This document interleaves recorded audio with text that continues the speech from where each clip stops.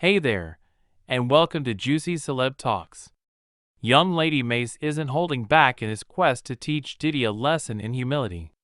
It's like he's a dog with a bone, and he's not letting go anytime soon. Mace is spilling more tea than ever, alleging that Diddy had a rather sinister habit of coercing his artists into some private encounters. And if they refused, according to Mace, Diddy would boot them from the label and hit them with an impenetrable NDA faster than you can say scandal. The history between Mace and Diddy is as harmonious as oil and water. Mace, known for not forgiving or forgetting, especially when there's serious dirt to dish out, is relentless in his accusations. These claims are wilder than a rodeo on roller skates. Did Diddy really stoop so low as to pimp out his own artists to other rappers in the industry? It's a plot twist even Hollywood couldn't conceive. Mace's vendetta against Diddy is not just personal. It's almost like he's been waiting for Cassie to file her lawsuit against Diddy to go all out against him. Ever since, Mace has been relentless, attacking Diddy with fervor. Mace, who used to be part of Bad Boy Records until a massive fallout with Diddy completely destroyed their relationship, has been vocal about his feelings towards Diddy for years. Mace has been throwing subtle shade at Diddy, and there have been countless rumors suggesting there's more going on behind the scenes than meets the eye. Their ongoing public feud has included Mace dropping a diss track aimed at Diddy, and continuing to criticize him on social media. In his diss track, Mace released some strong verses that obviously called out Diddy. One significant line went, "Ninjas try to starve my kids, and give my money to his firstborn. Ninjas never pay the artists, but they love to pay the freaks." This was a clear reference to Diddy's alleged involvement in some eccentric activities he liked to refer to as freak-offs. What's fascinating is that Mace dropped his track in 2022, well over a year before Cassie's lawsuit came out. This got people thinking that maybe Diddy had forced Mace into similar situations. It's not a wild hypothesis considering all the past allegations about Diddy having bizarre relationships with various rappers, including some from Bad Boy Records. For those who might not be up to speed, I'm talking about the long-standing rumors that Diddy supposedly had a habit of getting excessively personal with his artists. That's how he and Cassie initially ran into each other, when he signed her to Bad Boy Records. There's even talk that the real reason he signed Cassie was that he wanted her under his control. With Cassie under his influence, she supposedly had no choice but to go along with his advances, even though she wasn't into it. According to her lawsuit, she was only 19 while he was 37, which should have been a huge red flag right there. To top it off, her music career never really took off once she started dating Diddy. Can you imagine dating your boss, one of the biggest and most influential figures in the music industry, and never becoming a music superstar? Something doesn't add up. According to Mace, this is because Diddy deliberately kept Cassie's career hushed. He didn't want her to become a big deal and get out of his control. He was determined to keep her under his thumb, even if it meant sabotaging her entire career. Whenever Cassie tried to make moves on her own to advance her career, Diddy couldn't handle it. He supposedly got physical with her because she was doing something without his permission. In her lawsuit, she said that after Mr. Combs learned that Ms. Ventura had spoken to another music executive at a party in Los Angeles, he became furious. She had hoped that talking to this executive would help her career, and that Mr. Combs would be proud of her. But instead, he became very angry and dragged her out of the club where the party was taking place. She claimed that he dragged her into the car and proceeded to beat her severely, despite her trying to curl up and hide in the corner. It was no use, as he allegedly stomped on her face. Even his bodyguard at the time, Roger Bonds, couldn't calm the situation down. She said Diddy continued to attack her when they got home, leaving her vomiting with numerous bruises and welts on her face. Anyway, let's get back to Mace. He and Diddy had their fair share of issues, which eventually led to Mace leaving Bad Boy Records. Let me tell you, there was no shortage of animosity between them over the years. Mace has accused Diddy of blacklisting him, claiming that Diddy instructed others not to work with him as punishment for daring to stand up against him. But fortunately for Mace, he had someone in his corner, and that someone was 50 Cent. 50 Cent and Diddy have had a long-standing beef, which only intensified over time. Interestingly, the beef started because 50 Cent wanted to collaborate with Diddy, but Diddy wasn't interested.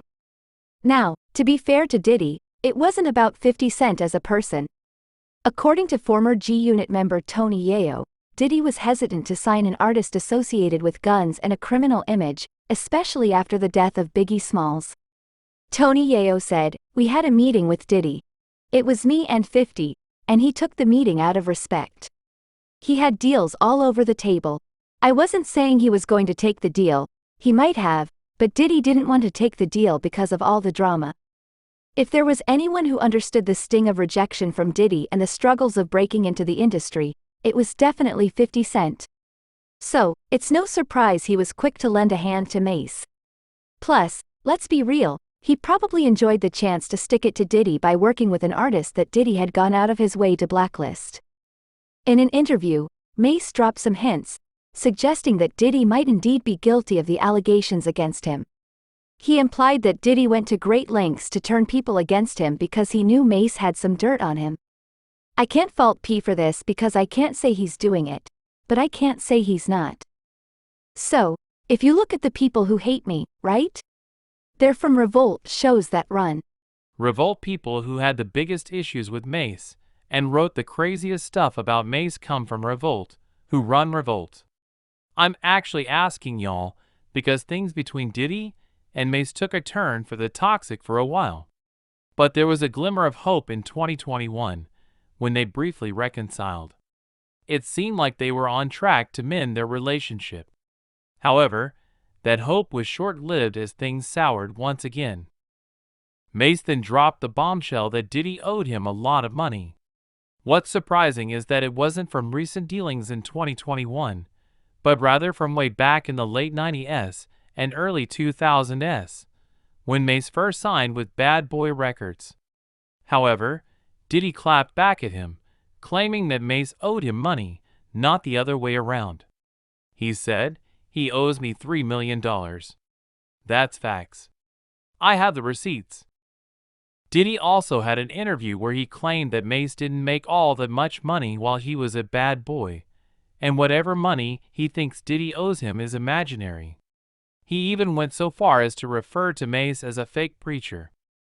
"You know, I did one album with Mace. One album. How much money do you think I owe this guy? One album." And then he became a fake pastor and went on to con people. Hold on to your hats, folks, because it turns out Mace wasn't the only bad boy artist who got the short end of the stick from Diddy. A lot of his former artists have similar stories to tell, and let me tell you, they're not pretty. These stories have been floating around for years, but they didn't get much attention until now. Enter Tanya Blount, one of Diddy's former bad boy prodigies, who just spilled some scalding hot tea. She's pointing fingers directly at Diddy, accusing him of mishandling and essentially destroying her career out of pure spite. And Tanya didn't just talk the talk, she came prepared with receipts, revealing how Diddy allegedly played a part in burying the careers of other artists under the bad boy umbrella. Now, you might think this sounds like some wild allegation, but if you've been keeping up with industry gossip, it's not all that surprising. Rumors about Diddy and his label's shady practices have been swirling for decades. People have always been suspicious of the pattern. Bad boy signs an artist, they release a couple of hits, and then suddenly they disappear without a trace. Tanya spilled the beans, revealing that Diddy puts his artists through the ringer, leaving them so frustrated that they eventually throw in the towel on the entertainment business altogether. And she didn't just talk the talk, she had a list of people, a list of artists, who fell victim to Diddy's antics.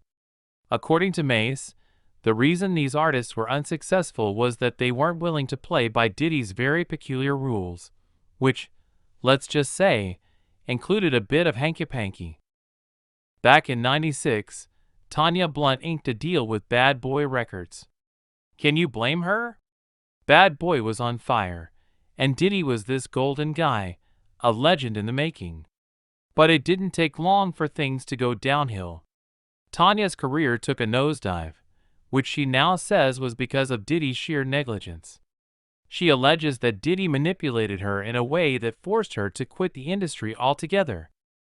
Tanya's revelation is a bombshell, but it's not surprising given what we've heard about Diddy's methods. So many artists have shared their frustrations, and now, with Tanya backing them up, it's becoming clear that Diddy's empire might be built on a foundation of mistreatment and manipulation. This drama is a powder keg, and Tanya Blount's accusations could be the spark that blows it all wide open. Artists who felt voiceless now have someone validating their experiences, and Diddy might find it harder to brush off these claims. As more stories come to light, it's becoming increasingly apparent that the Bad Boy legacy isn't just about hits and chart toppers. There's a darker, more troubling side that's starting to come to the forefront.